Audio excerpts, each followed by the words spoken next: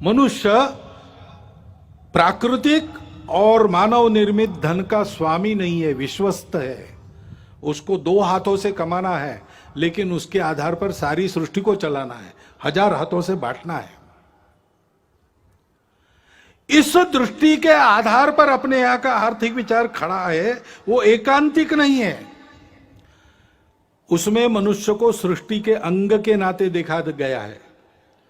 सृष्टि का मालिक नहीं, कॉन्करर नहीं, कॉन्करिंग द नेचर गलत बात है, नर्चरिंग द नेचर। सृष्टि से जितना चाहिए उतना लेना और दाम दुगना वापस करना, गिविंग बैक। इस आधार पर हमारा अर्थ विचार खड़ा है, और इसलिए वो एकांगी नहीं है।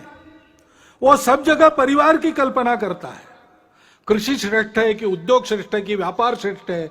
अरे भाई, तीनों अपने अपने जगह श्रेष्ठ है, तीनों को मिलकर चलना चाहिए।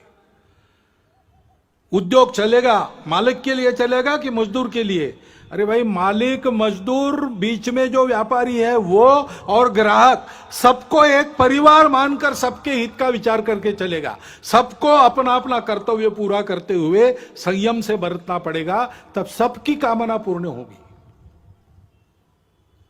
इस प्रकार के आर्थिक विचार के आधार पर आज के देशकाल परिस्थिति में क्या सुसंगत हो सकता है?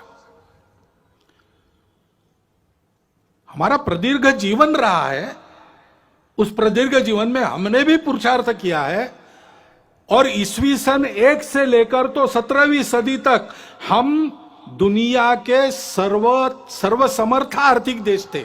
विलियम डैलिरिम्पल वगैरह डाटा दे रहा है।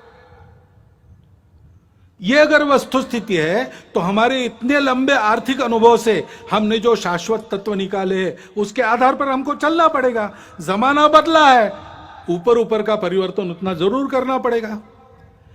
विश्व भी अब 2-4 हजार साल चला है अर्थ पुरुषार्थ में, उसका भी कुछ अनुभव है। वहां से भी जो उपयुक्त है वो लेना पड़ेगा। स्वदेशी को काल सुसंगत बनाना